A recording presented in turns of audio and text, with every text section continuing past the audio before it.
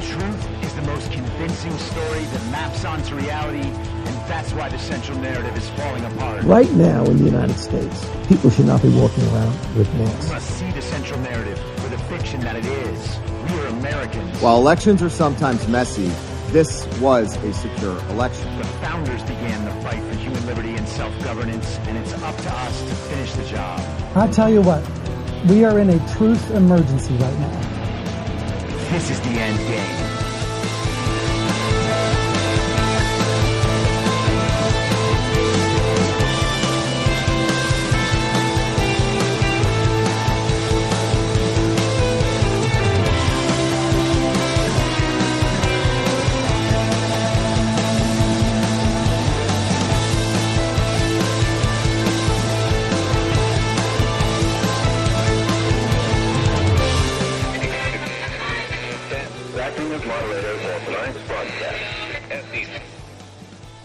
It's Wednesday, May 3rd, 2023, the 833rd day of dystopia.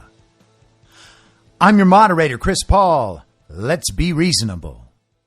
A warm welcome and hello to all of you listening to the podcast on the day of its release. The only way to do that is by becoming a paid subscriber at imyourmoderator.substack.com. You can do so for as little as $50 a year or $5 a month. And in doing so, you will be supporting me, the work I do, and this show as it expands. And if you can't or you simply don't want to, continue listening to the podcast for free on a wide variety of podcast platforms and, of course, Rumble. All I ask is that you share it with your friends. You can find the links to the podcast, the writing, the social media, and the merch site by visiting linktree.com/I'mYourModerator.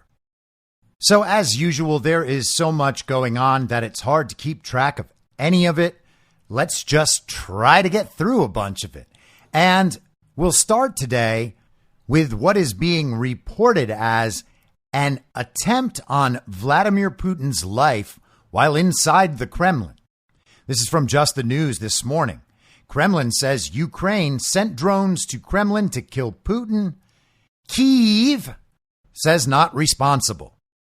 The Kremlin on Wednesday said it shot down 2 drones that Ukraine sent to assassinate Russian President Vladimir Putin.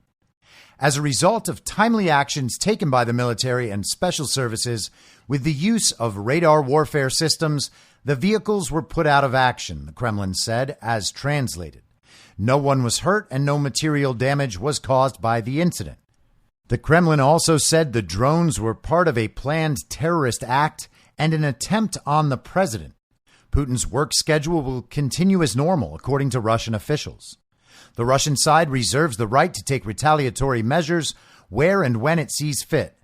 The Kremlin concluded the statement. Mikhailo Podolyak, an advisor to Ukrainian President Volodymyr Zelensky, said Kyiv was not involved in the incident, but it was likely the work of quote-unquote local resistance forces. Russia is clearly preparing a large-scale terrorist attack, he wrote on Twitter. He also said Ukraine is involved in an exclusively defensive war and does not attack Russian territory because it would give the Kremlin grounds to justify its attacks on civilians. The incident occurred on the eve of Russia's Victory Day, which features a parade to commemorate the Soviet victory over Nazi Germany in 1945, and 78 years later, they are in the midst of a victory over another Nazi army. So what exactly happened here? Well, we've seen a couple video clips that purport to be the outside view of the Kremlin from a few blocks away as an inbound object heads toward the Kremlin and then explodes in a small blast right before making contact. It actually looks like a dud in a fireworks show. The firework just gets shot up, goes off course, blows up harmlessly like an oversized firecracker that doesn't look like it could have damaged the Kremlin too much anyway. And the question becomes, who was responsible for this? There are claims that it was a Russian false flag, that Russia did it to itself, much like when it attacked the Nord Stream pipeline, except that there's no indication that that story was ever actually true, that Russia had anything to do with it.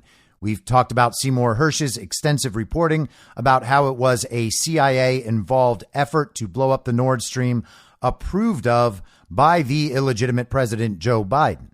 We're told that Russia would do this in order to create a justifiable motive for attacking Ukraine even harder. And Podolyak was alluding to that. Russia wants to justify its attacks on civilians. That has been the Ukraine story the entire time. If you recall back to before the Russian invasion ever began, we were hearing stories constantly about how the Russians were going to stage a false flag attack that would allow them to justify their brutal invasion. That never came, and everybody kind of just forgot about it. But the Russians have been getting accused of this the entire time. Now, we have seen actual terrorist attacks that certainly don't seem to have been carried out by the Russians. The Nord Stream pipeline, of course, is one. We have that Crimean bridge that was blown up. We had the attempted assassination of Putin advisor Alexander Dugin, who is said to be a great political and philosophical influence on Vladimir Putin. They tried to blow up his car. They actually blew up his car while his daughter was driving. So there's that assassination. There have been other attacks within Russian borders, most recently a month ago at a cafe in St. Petersburg.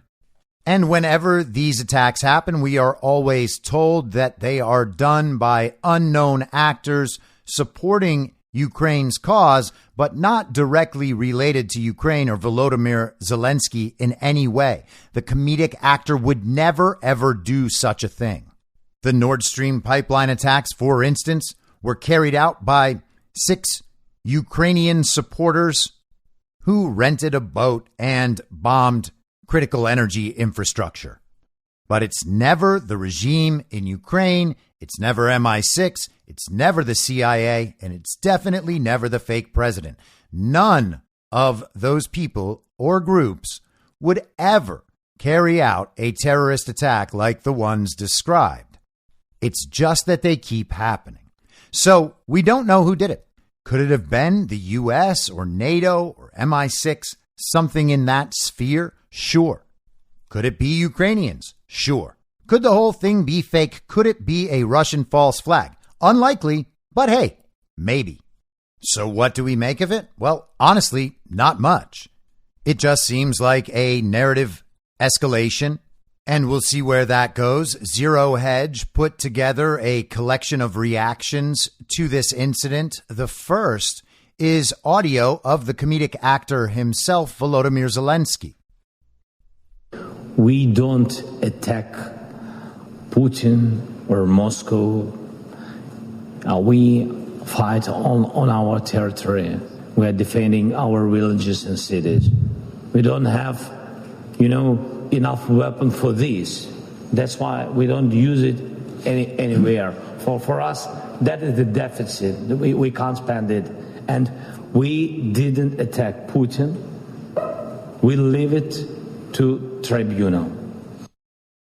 So the comedic actor explains that Ukraine is actually too poor and doesn't have enough weapons to stage an attack like this. It's interesting that Zelensky's statement is in English because you have to consider who his audience is. This statement is going out to the West. He wants to let all of the people who have backed his war effort for the last 15 months know that he would never, ever even consider doing such a thing. U.S. Secretary of State Antony Blinken weighed in, casting doubt on Russia's narrative. Regarding Russia's explanations and statements, Blinken said, "I can't in any way validate them. We simply don't know. Second, I would take anything coming out of the Kremlin with a very large shaker of salt." That's Antony Blinken, who helped the fake president set up that letter from 51 former intelligence officials that would call the Hunter Biden laptop Russian disinformation.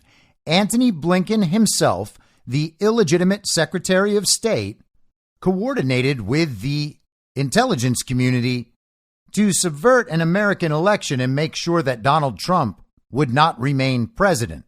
That guy wants us to know that we shouldn't trust anyone else. Russian officials are calling it a terrorist attack. Vyacheslav Volodin, the chairman of Russia's lower house of parliament, said, "We will demand the use of weapons capable of stopping and destroying the Kyiv terrorist regime." There's a lot of tough talk coming out of Russia's State Duma. Mironov. This is a real casus belli, a pretext for war, to eliminate the terrorist elite of Ukraine. We have something to hit their bunkers with. Sheremet. It's time to launch a missile attack on Zelensky's residence in Kyiv. Ready to give the coordinates. Bankovaya Street, 11. Zelensky should start to be afraid. Shkagoshev. The response from Russia will be quite tough. It's not a red line anymore. It's a stoplight. Zhuravlyov. We need to target the center of Kyiv, destroy the president's office, destroy the Verkhovna Rada, the general staff, and the buildings housing the Ukrainian special services to the ground.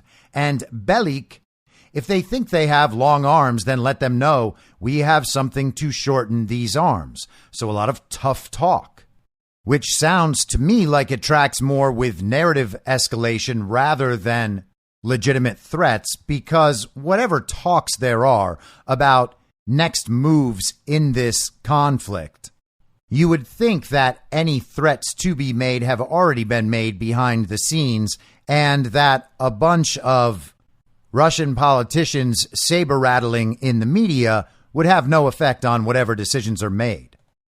Zero Hedge writes, the New York Times, meanwhile, has underscored that, if confirmed, it would be the most audacious attempted strike on Russian soil since Moscow launched its full-scale invasion of Ukraine in February last year. The report also provides a reminder of recent U.S. intelligence revelations which previewed just such a scenario as drones targeting the Kremlin. This is quoting from the Times. Local and regional authorities in Russia have reported a series of drone strikes in recent months. Some have landed close to Ukraine's border with Russia, but at least one has hit south of Moscow. Ukraine has not acknowledged responsibility for most of the incidents. Moscow is around 280 miles northeast of the Ukrainian border at its closest point. Last month, the Washington Post reported that the United States had secretly monitored discussions among Ukrainian officials about possible attacks against Moscow, timed to coincide with the February 24th anniversary of Russia's invasion. The White House feared that such a move would provoke an aggressive response from Moscow 2 days before the anniversary.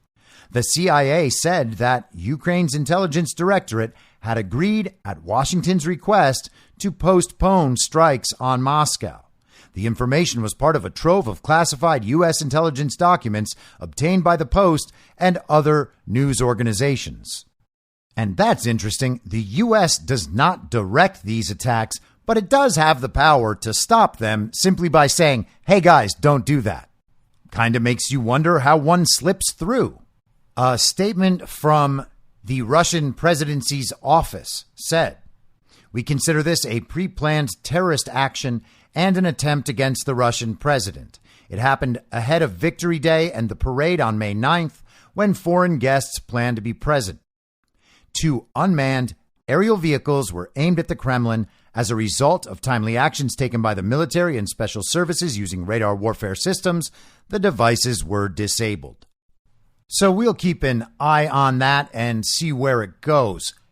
So yesterday we discussed the report in the Wall Street Journal from over the weekend about all of the high-profile, powerful, politically connected people who had been linked to Jeffrey Epstein after the release of some information about his scheduling.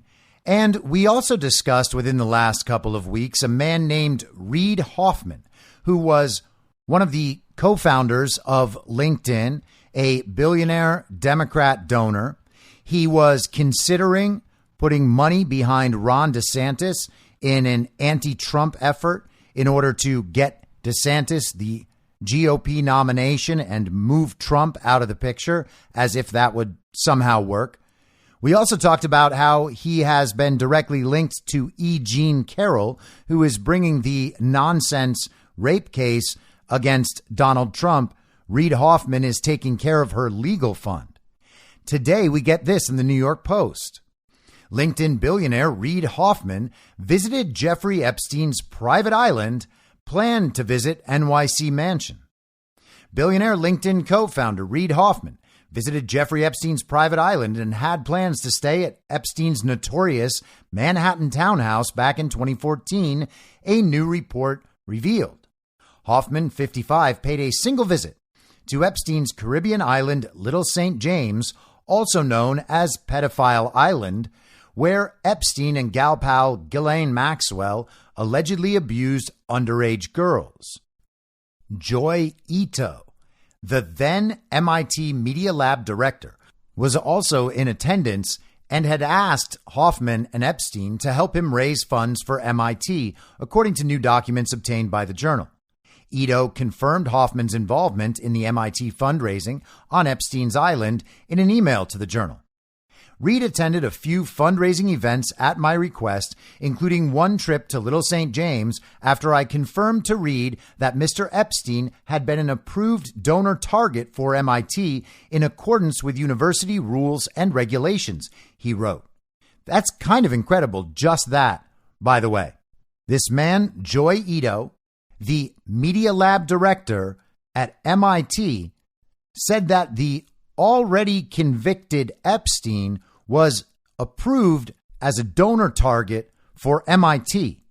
What sort of person wouldn't be approved by MIT as a donor if they accept a registered sex offender who has already been convicted of exploiting underage girls? Hoffman also penned an email to the Journal apologizing for ever meeting with the convicted sex offender.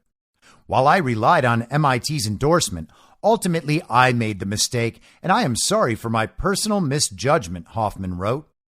The Post reached out to Hoffman for comment. Hoffman and Ito were planning to revisit Epstein Island in November 2014, the documents revealed. Following the trip, Hoffman and Ito were scheduled to travel with Epstein from Palm Beach to his tropical residence and then from the island to Boston. The intent behind the trips were not revealed, although Epstein did own a Florida mansion where he was said to have sexually abused underage girls and young women. So Hoffman was going to hit all of Jeffrey Epstein's hot spots: the Palm Beach mansion, the compound on Little St. James. I'm amazed that the New York Post actually refers to it as Pedophile Island, and then his townhouse in New York. The documents also had Hoffman's plans to stay the night in Epstein's townhouse following a late-night flight to Manhattan on December 4th, 2014.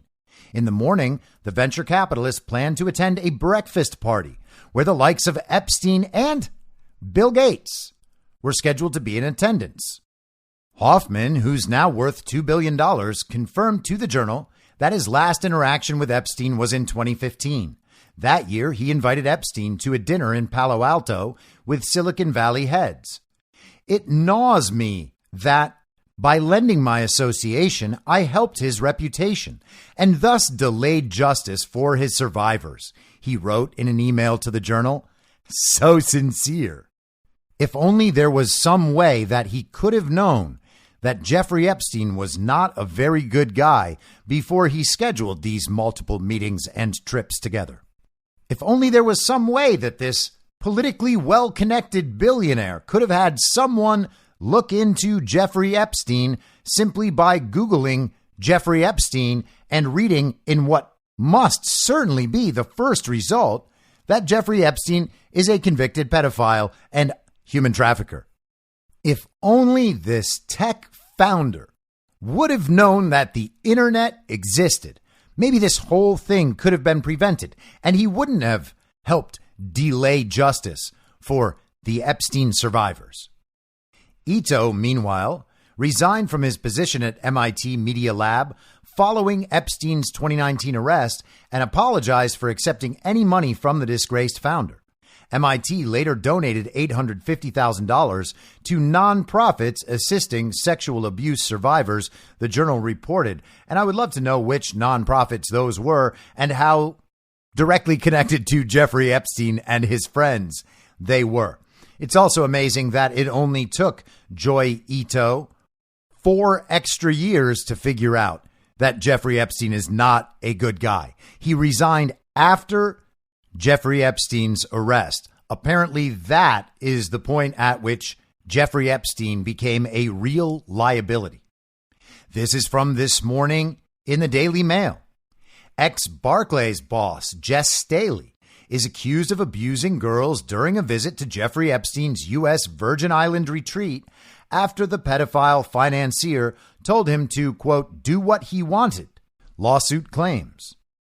Former Barclays boss Jess Staley is alleged to have abused victims at late financier Jeffrey Epstein's Virgin Islands retreat, according to a court ruling issued Monday. The document rejected motions to dismiss complaints claiming J.P. Morgan and Deutsche Bank were legally liable for their alleged facilitation of Epstein's sex crimes. The ruling instead revealed that Staley was alleged to have, quote, used aggressive force in his sexual assault of an anonymous victim who is being called in the case JPM Jane Doe, and I imagine that stands for JP Morgan, and informed her that he had Epstein's permission to do what he wanted to her. Victims claim Epstein agreed to bring valuable clients to JP Morgan in exchange for Staley using his influence with the bank to make Epstein untouchable. Amazing.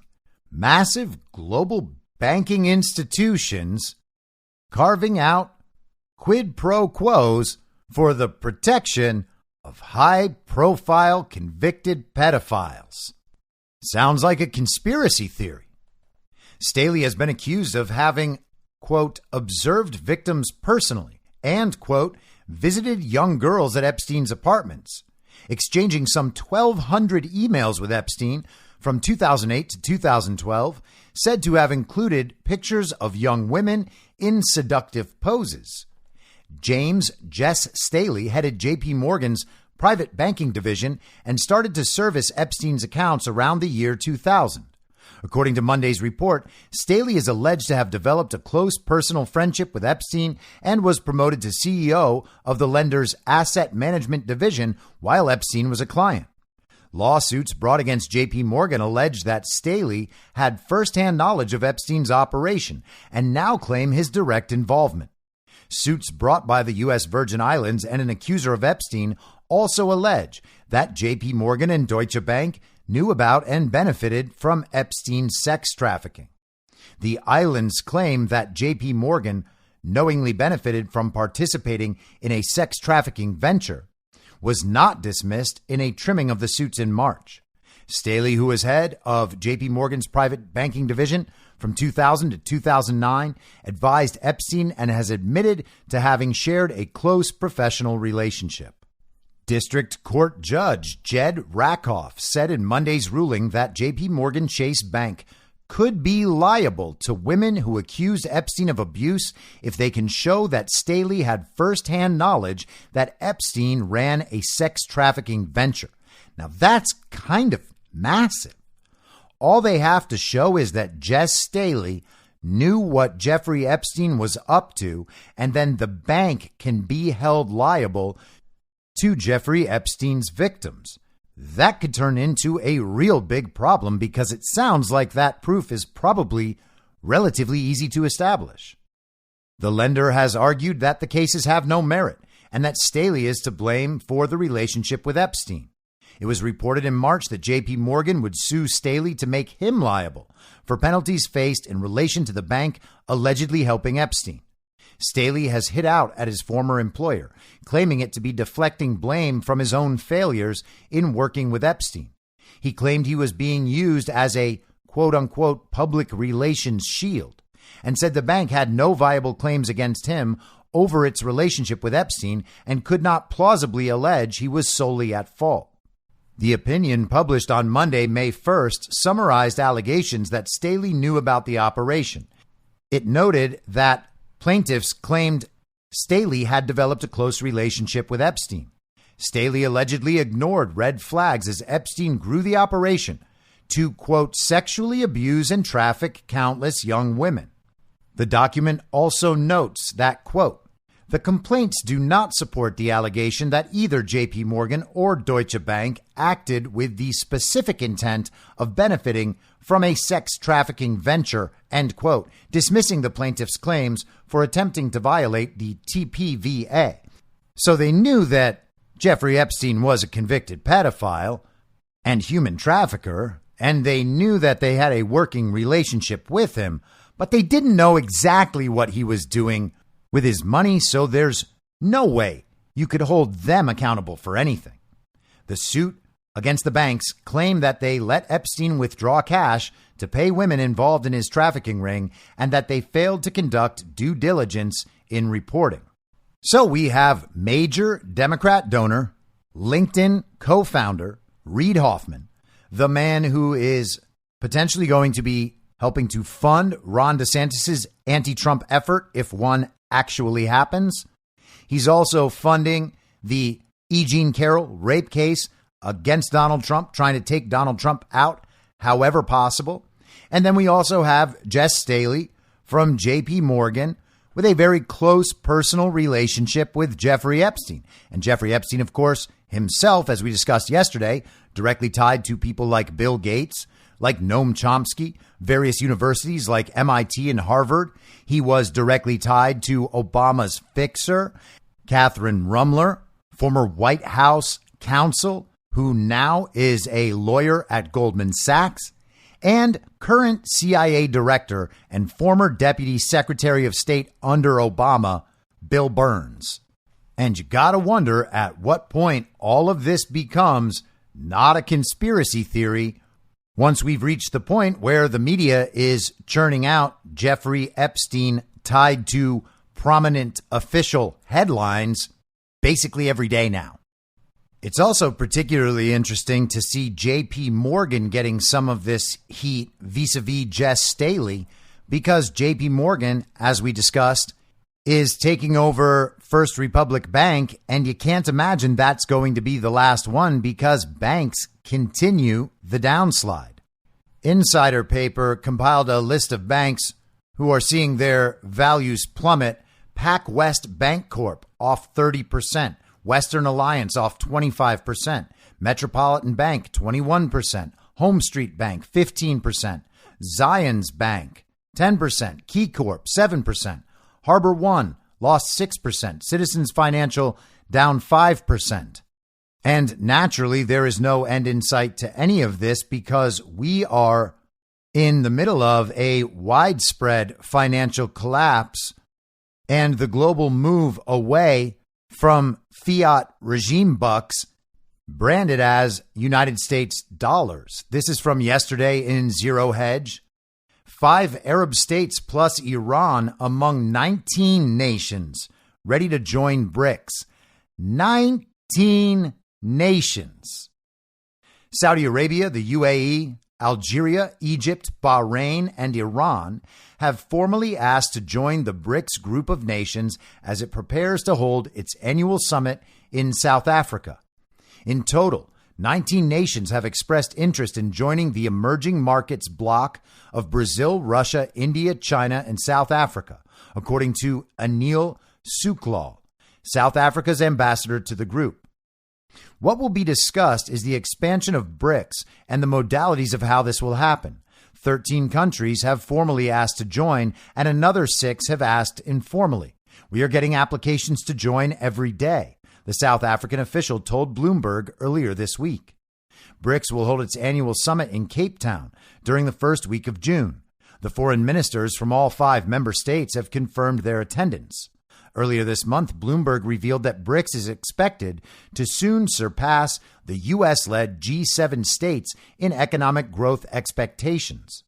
Per their analysis, while G7 and BRICS nations each contributed equally to global economic growth in 2020, the Western-led bloc's performance has recently declined.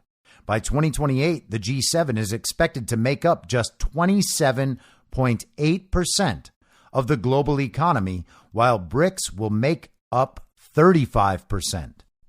The estimations came just a few weeks after the deputy chairman of Russia's State Duma, Alexander Babakov, revealed that BRICS is working on developing a new currency that will be presented at the organization's upcoming summit. BRICS member states account for over 40% of the global population and around a quarter of the global GDP. The interest from Global South nations to join the bloc comes at a time when more and more governments move away from the U.S. dollar. The greenback has become more unreliable for dollarized economies due to rising interest rates regulated by the U.S. Federal Reserve and the bank's weaponization of the dollar through financial sanctions. In addition, the West, especially Europe, is facing a growing energy crisis resulting from sanctions targeting Russian energy markets due to its invasion of Ukraine and the U.S. sabotage of the Nord Stream pipeline. It's becoming difficult to overstate the global shift that's happening here. American military might has kind of lost its luster. Countries around the world are understanding that the United States is not what it once was and is not in a position to act as it once acted, particularly not with a totally illegitimate president, a man who is understood to be illegitimate by all other world leaders. And with the economy and currency in shambles, the threat of the United States, or at least the global regime within the United States, seems as though it's lost its ability to serve as a deterrent. Last week, the Mises Institute wrote this article. It's a good thing for ordinary Americans if the U.S. loses reserve currency status. Earlier in April, Larry Kudlow insisted that it is incumbent on the United States government, no matter who's in power, to maintain the reserve currency status of the dollar. Kudlow laments that a toppling of the dollar from that perch, quote, seems to be the direction we're going in. Kudlow's remarks came a day after Donald Trump declared that China is trying to displace the U.S. dollar as the number one currency, and that if this occurs, it would be the biggest defeat for our country in its history. Neither Trump nor Kudlow actually explain why maintaining reserve currency status is so important. After all, it's clear that it is not necessary for a country's currency to be a reserve currency in order for that country to have a high standard of living and a high degree of economic freedom. We could simply look to Norway and Switzerland to see that. And I'm not sure if those are the best possible examples, but we'll move on. Trump and Kudlow seemingly can't tell the difference between what is good for the U.S. government and what is good for the people.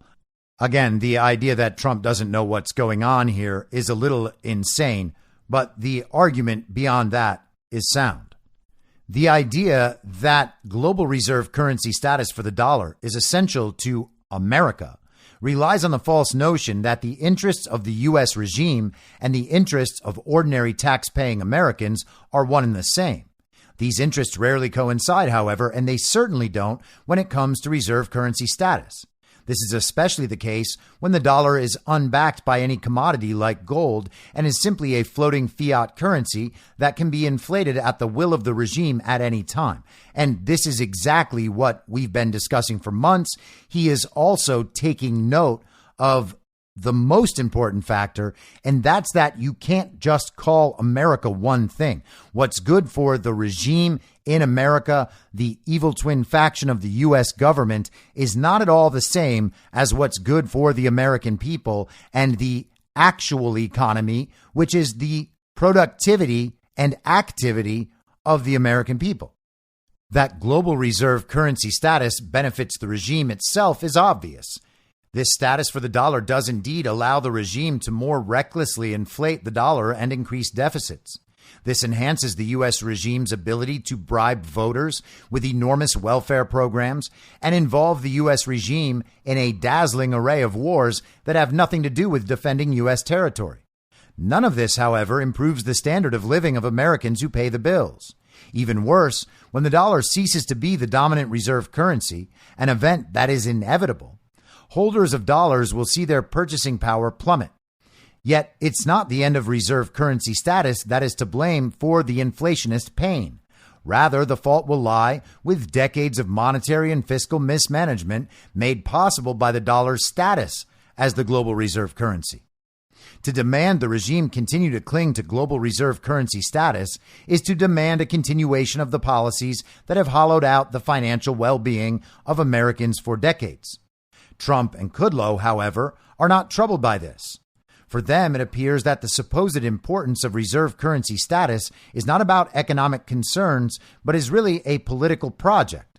This shouldn't surprise us given many of the narratives surrounding the dollar's status, which focus on China and Chinese geopolitical power as the main reason to fear a decline of the dollar. This isn't about protecting your wealth or reining in government power. It's about increasing U.S. government power in the name of fighting the latest foreign axis of evil. And again, I think that the argument he's making is absolutely sound. He's hitting all of the right points. I just disagree about what Trump is doing in his messaging.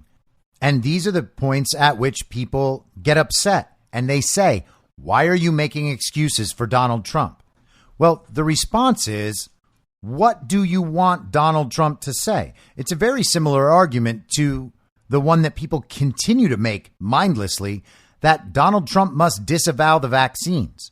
Why? What benefit would that serve?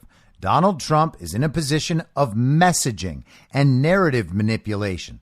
There is nothing that could be gained by Donald Trump coming out and saying the vaccines are bad, because then all the regime rushes to pin the blame for the vaccine program totally on Donald Trump, where the responsibility does not lie.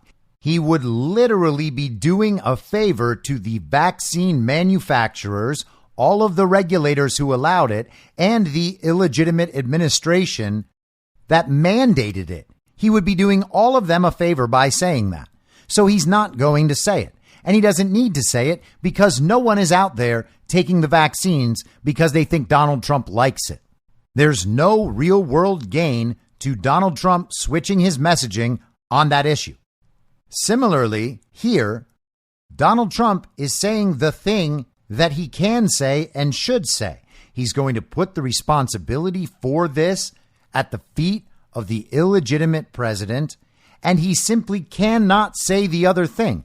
If Donald Trump agreed with the writer of this article, he could not say it. Donald Trump is not going to go out there and cheer on the end of the U.S. dollar as the global reserve currency. You can look at the history of what he's done to prepare the country for this inevitability and understand that he knew it was coming and that he is working toward the post-dollar as reserve currency world.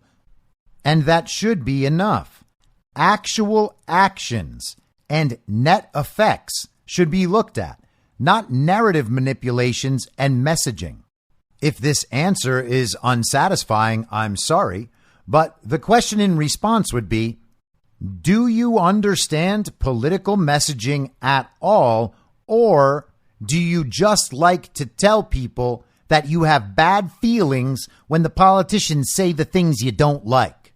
I mean, if Ron DeSantis signs this bill that does nothing to protect election integrity in Florida and in fact makes the situation worse while allowing him to run for president without resigning, then we know a whole lot more about who Ron DeSantis really is than the years of Ron DeSantis being promoted on television as the warrior against the woke, the greatest governor who ever existed, the champion of Trumpism without Trump. If his actions work in direct opposition to election integrity, in direct opposition to the good of the people of Florida, and are 100% in service of making sure that Donald Trump won't be the next president, it really doesn't matter what he said this whole time and how much everyone liked it. We're pretty late in the game to get totally hung up on messaging. But again, the rest of this argument is exactly right. In fact, China's currency, the yuan, doesn't even pose a threat to the dollar. The yuan is a fifth place also ran in the currency race. So for now, the dollar still reigns supreme, and being the regime whose currency enjoys global reserve status comes with many advantages. The first advantage is reserve currency status brings a greater global demand for dollars. This means more of a global willingness to absorb dollars into foreign central banks and foreign bank accounts, even as the dollar inflates and loses purchasing power. Ultimately, this means the U.S. regime can hoodwink the voters into accepting more monetary inflation, more financial repression, and more debt for many years before domestic price inflation becomes a political problem for the regime. After all, even if the U.S. Central Bank, the Federal Reserve, creates $8 trillion in new dollars in order to prop up U.S. asset prices, much of the world will take those dollars out of U.S. domestic markets, and this will reduce price inflation in the U.S., at least in the short term. A second advantage, the fact that the dollar dominates in global trade transactions means more global demand for U.S. debt. Or as Reuters put it in 2019, the dollar is used, quote, for at least half of international trade invoices, 5 times more than the United States share of world goods imports, fueling demand for U.S. assets, end quote. Those assets include U.S. government debt. In fact, as Robert Murphy notes, this inflation-fueled demand for U.S. assets will be, quote, heavily tilted toward debt rather than equity in growing companies. This rush for U.S. debt pushes down the interest rate at which the U.S. government must pay on its enormous $30 trillion debt.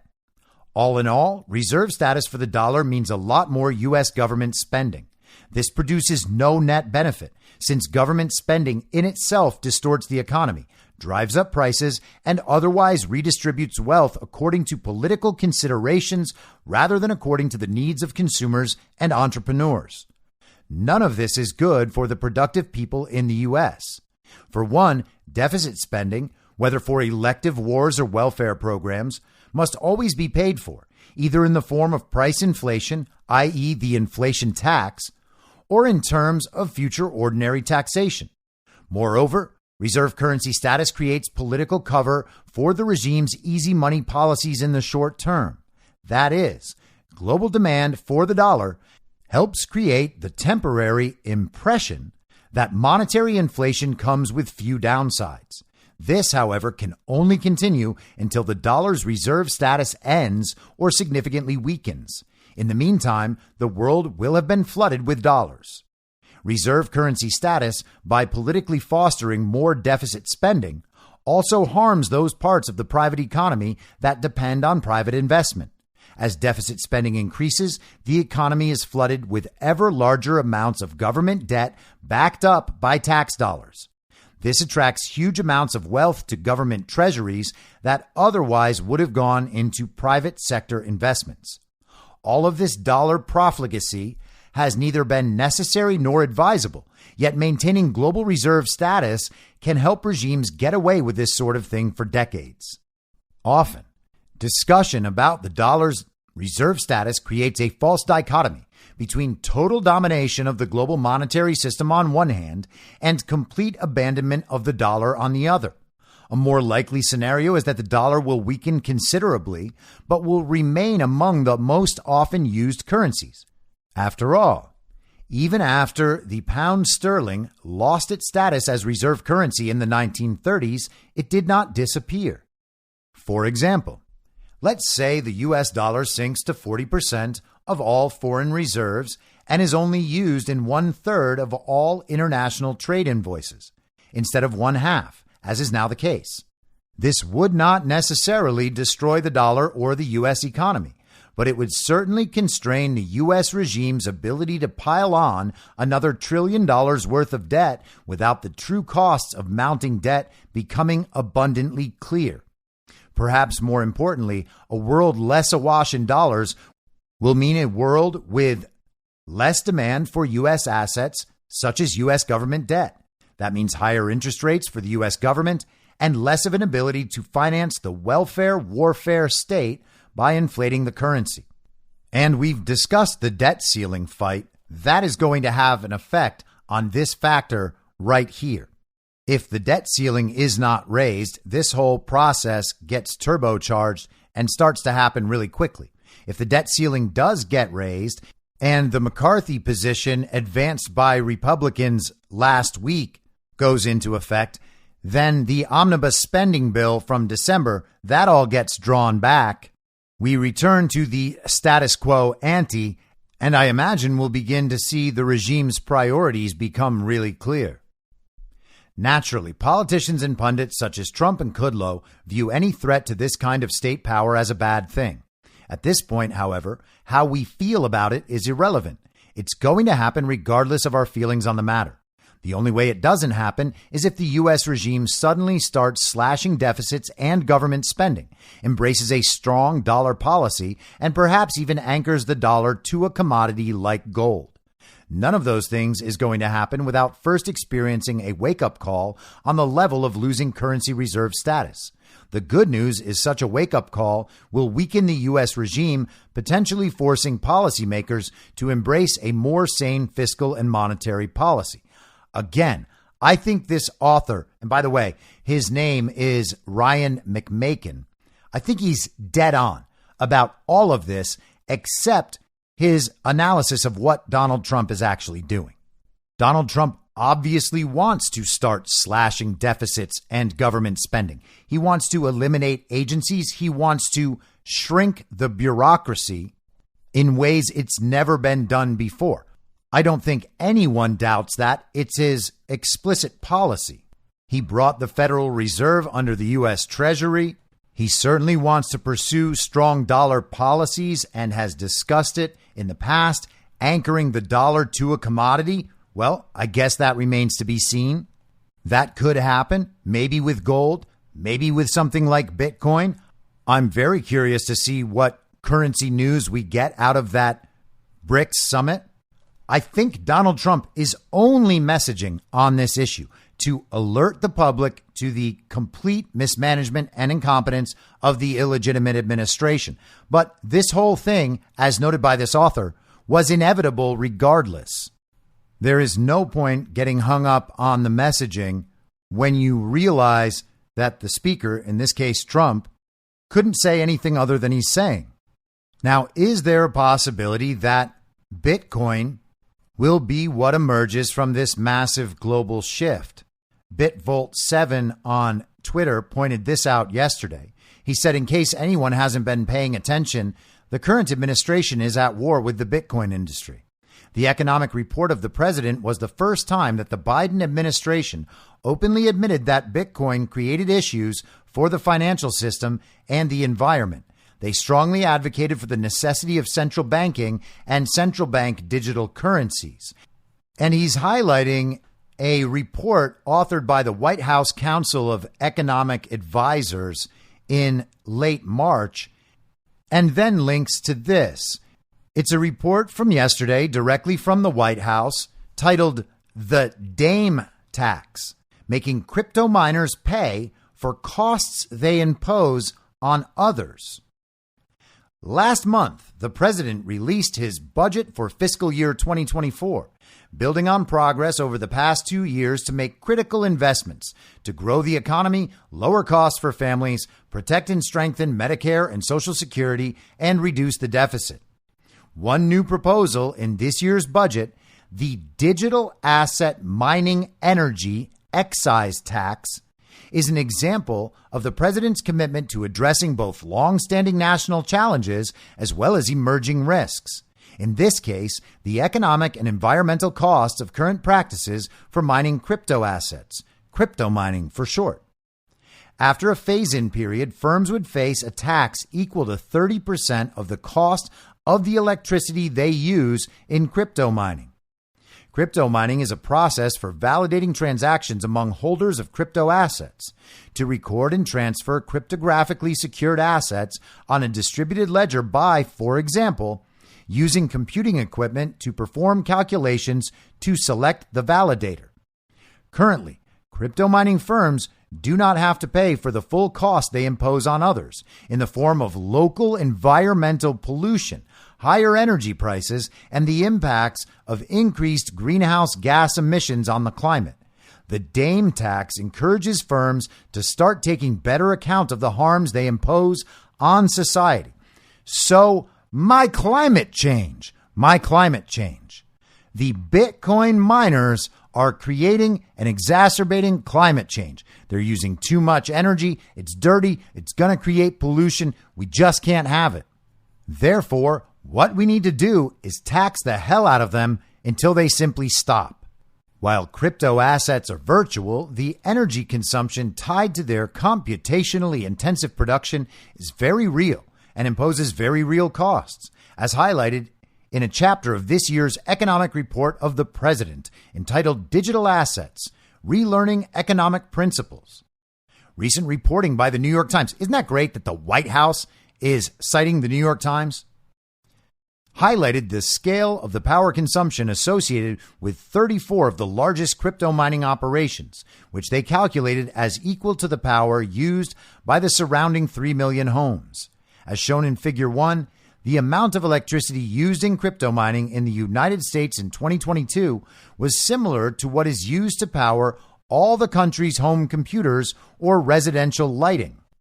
It is also about half of what refrigeration is, and maybe 70% of what lighting is.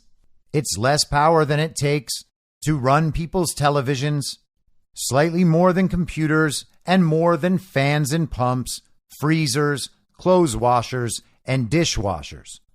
I have not yet heard them propose an excise tax on the electricity it takes to use your television or refrigerator. In fact, they've basically never talked about any of those things. So this is pretty clearly a direct attack on Bitcoin. They can pretend that it's all cryptocurrencies, but they're talking about Bitcoin, the one that actually requires all this power because it has a proof of work model rather than a proof of stake model. The power is part of the system, and it must be part of the system. That's what maintains the integrity of the system and differentiates it from other cryptocurrencies that function in essentially the same way as fiat currencies do. Back to the White House statement. Crypto miners' high energy consumption has negative spillovers on the environment, quality of life, and electricity grids where these firms locate across the country. Pollution from electricity generation falls disproportionately on low-income neighborhoods and communities of color. Oh no! Crypto miners' intensive and often volatile power consumption can also push up electricity prices for consumers and can increase risk for local electrical grids, straining equipment, causing service interruptions, and safety hazards. Yet because crypto mining is geographically mobile and the stability of the business model remains unclear, local utilities also face financial risks if they invest in upgrading capacity that may not be needed if mining activity ceases or moves away. Man, that would be terrible if different communities upgraded their electrical grids and provided more power. Gosh, what a nightmare it would be if someplace like California did that rather than having rolling brownouts all year round. Alongside these known costs and risks, crypto mining does not generate the local and national economic benefits typically associated with businesses using similar amounts of electricity. That sounds like they're upset they can't tax it. Instead, the energy is used to generate digital assets whose broader social benefits have yet to materialize, as elaborated in the economic report of the president. There's little evidence of benefits to local communities in the form of employment or economic opportunity, and research has found that minor increases in local tax revenue are more than offset by increased energy prices for firms and households. They're basically just saying Bitcoin bad, Bitcoin bad, Bitcoin bad, Bitcoin bad for climate change, Bitcoin bad for racism, Bitcoin bad for poor people. They're presenting the entirety of the potential and potentially irrelevant downsides of Bitcoin while listing none of the upsides. And of course, why would they list the upsides? Bitcoin is a massive threat to them. Although the potential for crypto mining to relocate abroad, such as to areas with dirtier energy production, is a concern, other countries are also increasingly moving to restrict crypto asset mining. China banned such activity completely in 2021, as have 8 other countries. 3 Canadian provinces also have announced or enacted crypto mining moratoriums. Similarly, some U.S. states and localities are now charging higher electricity prices for or restricting the activity. To ensure that crypto mining is not simply pushed from one local community to another, a national policy is needed. You got to have something that's top down. Got to have the federal government weigh in, at least while they're still controlled by the global banking system and the global regime. Of course, the Dame tax is not a panacea. It is only one example of the administration's efforts to fight climate change, reduce energy prices, and increase access to electrified options for all Americans. Similarly, it is just one example of the president's larger efforts to ensure the responsible development of digital assets, modernize their tax treatment, and mitigate risks to financial stability. Estimated to raise $3.5 billion in revenue over 10 years, the primary goal of the Dame tax is to start having crypto miners pay their fair share of the costs imposed on local communities and the environment. So they're really getting the entire agenda in here, all of the slogans. This is part of their effort to fight climate change. They're not going after Bitcoin, they're going after climate change. They want to reduce energy prices by taxing energy used for certain things more. Not sure how that works. Maybe they're suggesting that that tax is going to lower demand, which will then lower prices. Now, I'm no math wizard, but it would seem like they would have to make the tax, the income from that tax, higher than the cost of providing the electricity. So it sounds like they're just punishing the Bitcoin miners and promising to reduce energy prices. Everyone knows that's never going to happen. Increasing energy prices is an obvious part of the agenda they've pursued. And at the same time, they say they want to increase access to electrified options for all Americans. So it's just this electrified option that's not going to work for them. The option whose value can actually be proven rather than the fiat option, the central bank digital currency, where they just give you some numbers and they can change the number of numbers that you have and the value of numbers that you have whenever they want. They can turn your numbers on. They can turn your numbers off. They can stop you from having any numbers if you do the wrong thing with those numbers. What they want is control of all the numbers, and to convince you to give them control over the numbers, they will present you with other numbers. What they need is responsible development of digital assets. They can't let other people control their own numbers in a decentralized fashion, ensuring that no one can cheat. What they need is a system that is controlled by them. They have no problem saying it. They want to modernize the tax treatment of digital currencies and mitigate risks to financial stability. Well, whose financial stability are they talking about? Oh, once again, it's their own. It's the financial stability of the central banks. It's their ability to keep the regime system in place. So they are losing the dollar as the global reserve currency. That is inevitable at this point, and they don't want it to be replaced with Bitcoin. And they've shown no indication that their new dollar, or that once the dollar loses its global reserve status, will be backed by gold or by Bitcoin. It's going to be backed by nothing. That's the system they want. That's the system they have always pursued. We now have a currency that is currently backed by nothing. All they need to do is take that fiat currency and get rid of all the cash, all of the coins. Just make it totally electronic, just numbers on a device, and you get to send other people your numbers. They can send you numbers. You get paid in your little numbers. And we all get to pretend that the system hasn't changed at all until they start shutting it off for people. Until they start confiscating your numbers for whatever they want. And a few years ago, it would be easy to say that's a conspiracy theory. You're just making that up. There's no way the regime is actually going to do that. They're not going to stop people from spending money. They're not going to confiscate people's money. They're not going to preclude people from participating in the economy. Except we've seen them do exactly that. They did it to the truckers in Canada. We've seen platforms like PayPal attempt to impose speech codes and threaten their customers with the confiscation of their funds for violating the speech codes. We have banks in the U.S. on the verge of implementing central bank digital currencies on a trial run basis. And we have countries in Europe who are much further along in the process. This is where they want to go. This is one of the key components of the global regime's agenda. And what we are watching is all of this taking shape. If this isn't something you want, well, there is one way out that we've been told over and over and over again. And that is making sure that Donald Trump is again recognized as the president of the United States of America. People are beginning to understand that Donald Trump is the duly elected president of the United States of America right now. There is new polling out from Rasmussen today indicating just that.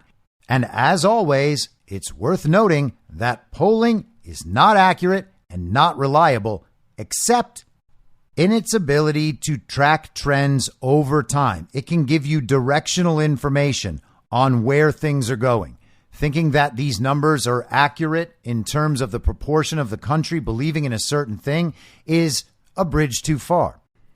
All the polling companies essentially call the same list of people, a small subset, a small portion of, I think it's around 4 million landline phone numbers.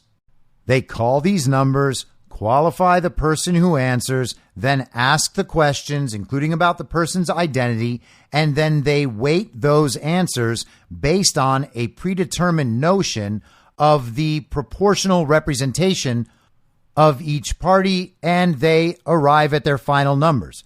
This is by no means an exact science, and it's probably time that the system be done away with altogether because it is essentially obsolete at this point.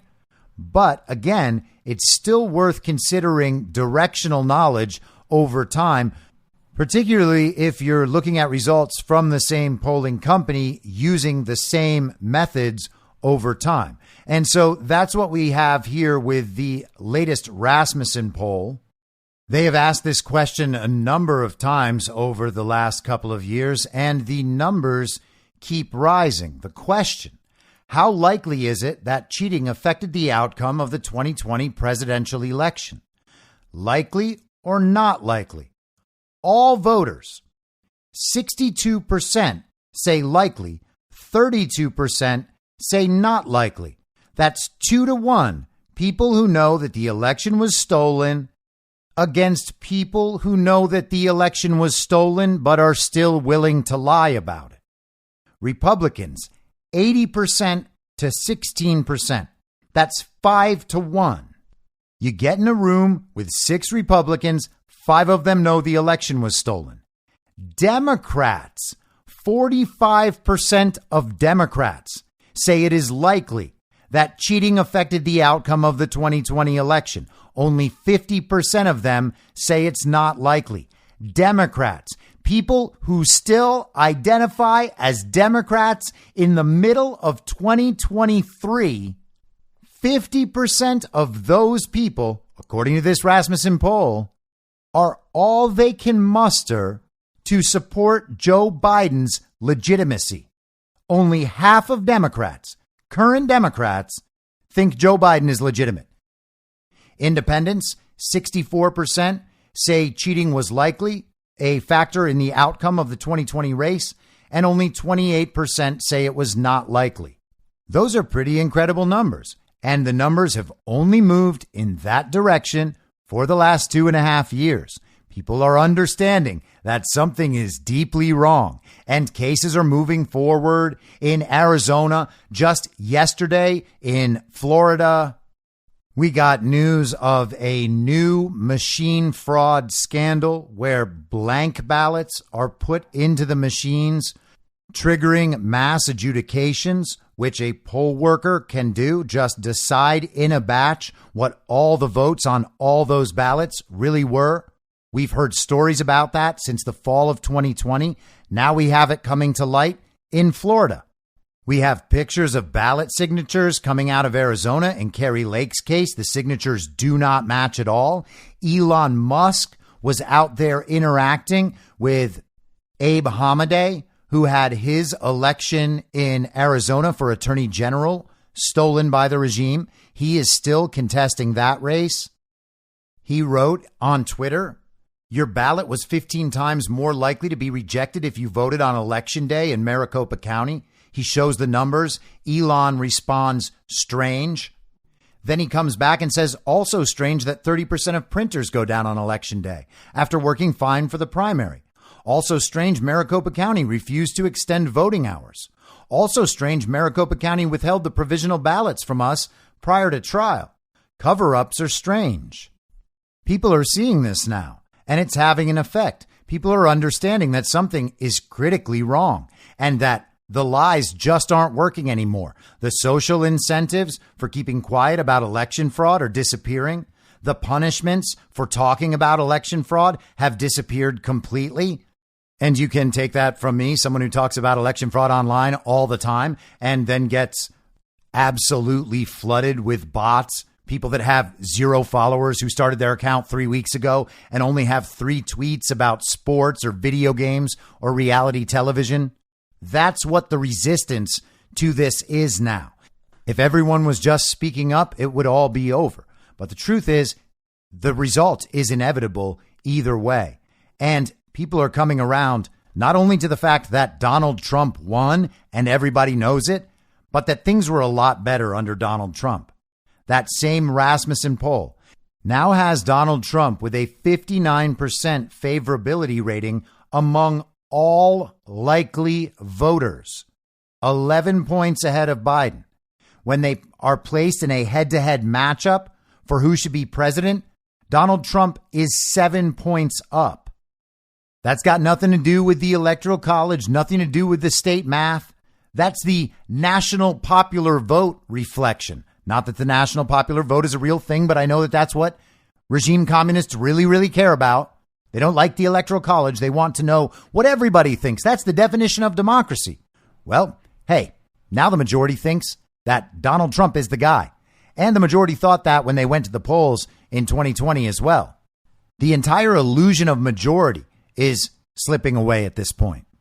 Everyone has learned that it's all an illusion. This is all a concoction, a false reality created by the media, by the regime, restrictions on what people are allowed to say, the censorship and the propaganda. That is what creates this illusion. But all that is dropping away. And now we're left with the only reality. People know that Donald Trump won. Soon, everybody is going to know Trump won, and there will not be any social credit for pretending otherwise. Immediately, everyone's going to be like, yeah, okay, well, yes, I knew that something was wrong, but come on, man, it's Trump. Well, good luck, commies. The illusion of majority didn't work out. It's a numbers game, and you lost. I'll be back tomorrow, at the same reasonable time on the same reasonable podcast network. I don't have a network. Masks and lockdowns don't work. They lied to you about a pandemic, and Joe Biden will never be president. In my mind, that's the end game.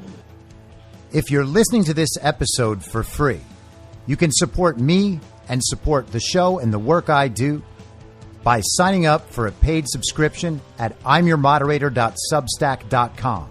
You can do so for as low as $50 a year or $5 a month. Comes out to under a quarter per episode, and you'll blast right through the paywall for all of the writing. The merch store is www.cancelcouture.com, and you can find everything else by heading to Linktree. Linktree.com/I'mYourModerator. And I'll see you soon out on the range.